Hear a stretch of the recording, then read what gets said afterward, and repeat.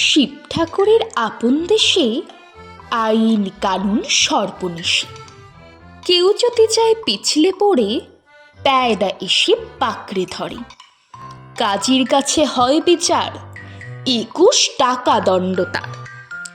সেথায় সন্ধে 6টার আগে হাঁচতে হলে টিকিট লাগে। হাঁচলে পরে বিন টিকিটে দমদমাদম লাগায় পিঠে। কোটাল এসে নস্যি ছাড়ে, 21 দফা হাঁচিয়ে মারে। কারোর যদি দাঁতটি নড়ে, 4টি টাকা মাসুল ধরে। কারোর যদি গোপ গজায়, 21 আনা ট্যাক্স চায়। খুচিয়ে পিঠে গুঁজিয়ে ঘাড় সেলাম ঠোকায় 21 বার। চলতে গিয়ে কেউ যদি চায়, এদিক ওদিক ডাইনে বায়, রাজার কাছে খবর ছোটে, পল্টনেরা লাফায় ওঠে।